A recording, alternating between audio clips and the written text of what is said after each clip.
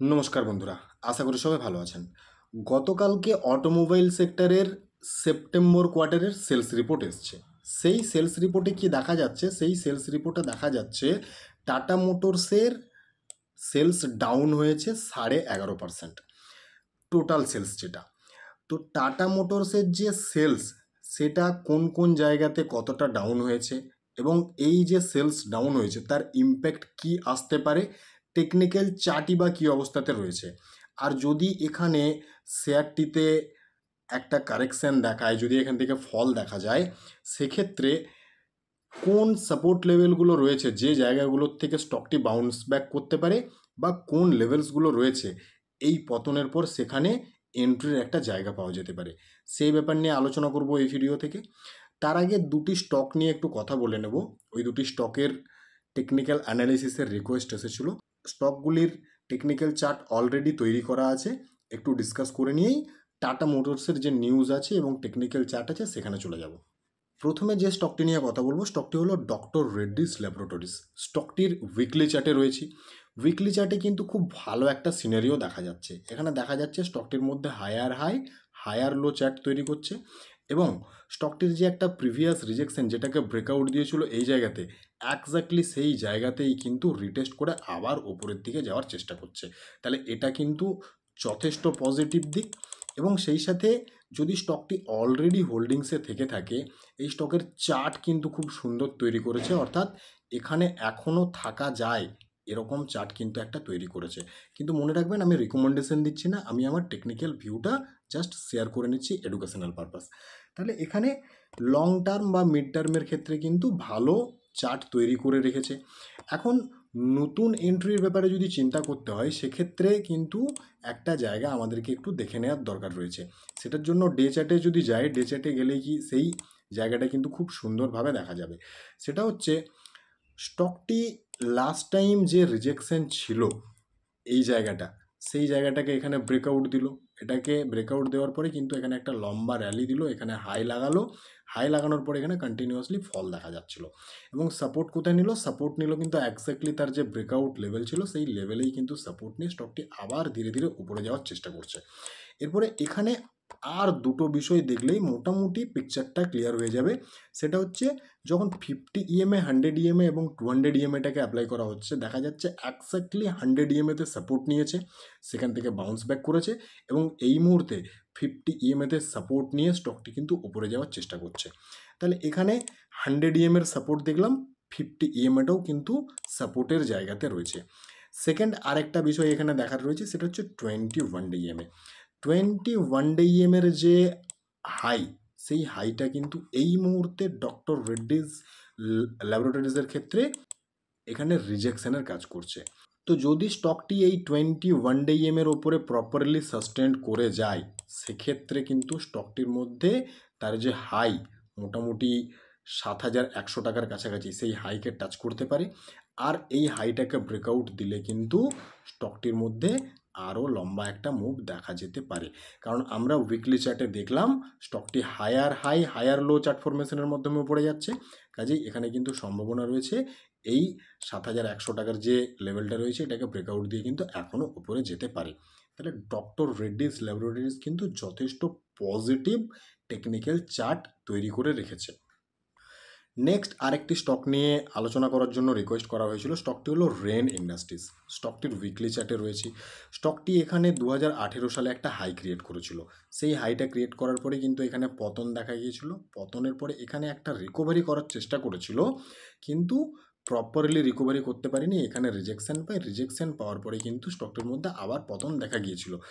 এবং তারপরে একটা বিষয় এখানে দেখা যাচ্ছে, সেটা হচ্ছে 2022-এর মে মাস থেকে টিল নাও এখনও পর্যন্ত, অর্থাৎ প্রায় 2-2.5 বছরের মতো এই জোনটার মধ্যেই, যে জোনটা অলরেডি ড্র করা রয়েছে, এখানে কিন্তু কনসলিডেশনের মধ্যে আছে। এই জোনটাকে ব্রেকআউটও দিতে পারছে না, আবার ব্রেক ডাউনও দিচ্ছে না। স্ট্রং সাপোর্টের কাজ করছে নিচের দিকের জোনটা। তো যেহেতু স্টকটি এখানে কনসলিডেশনের মধ্যে আছে, এই স্টকটি যতক্ষণ না পর্যন্ত এই কনসলিডেশন জোনকে ব্রেক আউট বা ব্রেক ডাউন দিচ্ছে, ততক্ষণ কিন্তু এর মধ্যে মুভ আসার সম্ভাবনা খুবই কম। যদি দেখা যায় স্টকটি তার যে জোন ওপরের দিকে রয়েছে, যেটা ড্র করা রয়েছে, এটাকে ব্রেকআউট দিয়ে দেয় এবং ওপরে স্টে করে যায়, সেক্ষেত্রে এখানে ফার্দার বুলিশ মুভ আসতে পারে। আর যদি দেখা যায় নিচের দিকটাতে ব্রেক ডাউন দিয়ে দিচ্ছে, তাহলে এখানে কিন্তু একটা ফল দেখা যেতে পারে। কাজেই ওপরের দিকে ব্রেকআউট বা নিচের দিকে ব্রেকডাউন, এই দুটোর যে কোনো একটা না করা পর্যন্ত কিন্তু এখানে মুভ আসার সম্ভাবনা খুব কম, কারণ স্টকটির মধ্যে এখানে দেখা যাচ্ছে পুরোপুরি কনসলিডেশন। এরপরে চলে যাব টাটা মোটরসের যে নিউজ, সেই নিউজে। অটোমোবাইল সেক্টর থেকে যে সেলস রিপোর্ট ডিক্লেয়ার করা হয়েছিল, সেখানে টাটা মোটরসের যে রেজাল্ট সেটা কিন্তু যথেষ্ট খারাপ, এবং সেটা হয়তো স্টকটির জন্য একটা খারাপ ইম্প্যাক্ট শর্ট টার্ম বেসিসে দেখা যেতে পারে। কারণ দেখা যাচ্ছে 2024-এর যে রিপোর্ট, সেখানে 30,032 ইউনিট কমার্শিয়াল ভেহিকেল সেল হয়েছে, কিন্তু যেটা 2023 সালে ছিল 39,064, অর্থাৎ এখানে কিন্তু একটা ফল দেখা গেছে। সিমিলারলি যখন ডোমেস্টিক ভেহিকেলসের ক্ষেত্রে আসা যাচ্ছে, সেখানে দেখা যাচ্ছে এবছর সেলস হয়েছে 69,694 ইউনিট, এবং যেটা 2023-এ ছিল 82,023 ইউনিট, অর্থাৎ এখানেও কিন্তু 15%-এর একটা ফল দেখা যাচ্ছে। তাহলে কমার্শিয়াল ভেহিকেলস এবং ডোমেস্টিক ভেহিকেলস দুটো জায়গাতেই কিন্তু টাটা মোটরসের সেলস ডাউন হয়েছে।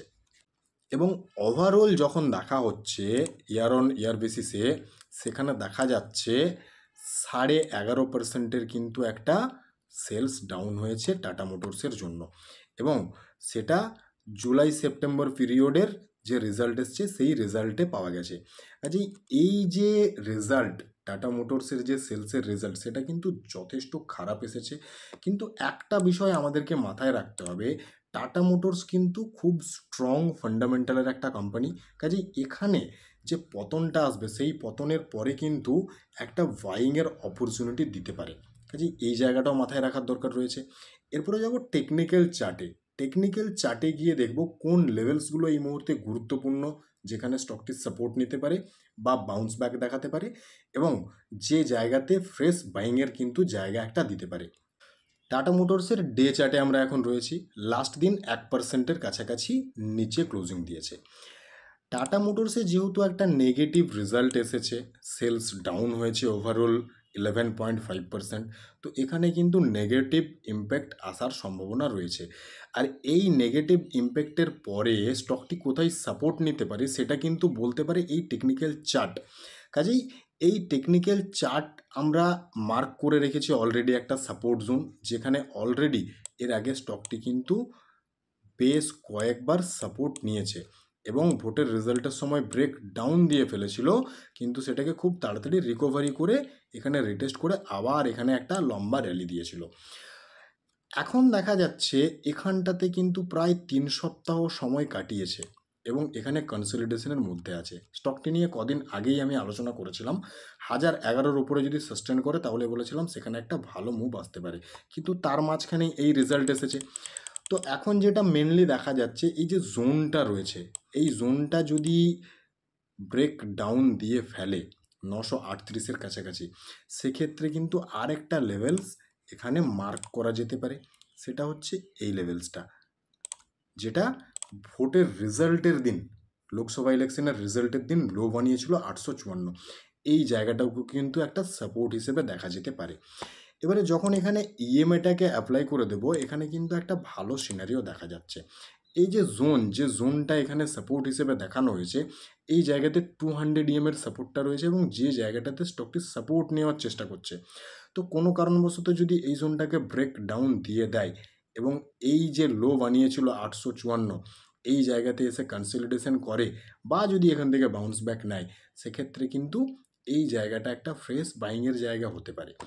আর যদি 854টাকে ব্রেক ডাউন দিয়ে দেয়, সেক্ষেত্রে কিন্তু স্টকটির মধ্যে একটা শর্ট টার্মে ফল আসতে পারে। কাজেই এই জায়গাটা কিন্তু মাথায় রাখার দরকার রয়েছে। এরপরে টাটা মোটরসের মতো একটা স্ট্রং ফান্ডামেন্টালের স্টক যদি পতন হয়, প্রত্যেকেই কিন্তু সেই জায়গাতে এন্ট্রির একটা জায়গা চিন্তাভাবনা করে রাখে।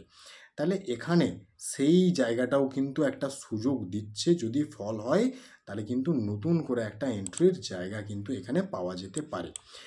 তাহলে টাটা মোটরসের ওভারঅল যে রিপোর্ট এবং টেকনিক্যাল চার্ট সেটা নিয়ে ডিসকাস করা হলো। টেলিগ্রাম চ্যানেল নিয়ে আজকে বলা হয়নি। যদি টেলিগ্রাম চ্যানেল জয়েন না করেছেন অবশ্যই জয়েন করে যাবেন, এবং এই ভিডিওটাকে কোনোভাবেই রিকমেন্ডেশন ভিডিও হিসেবে নেবেন না। সম্পূর্ণ এডুকেশনাল পারপাস একটি ভিডিও। সবাই ভালো থাকবেন, সুস্থ থাকবেন। ধন্যবাদ।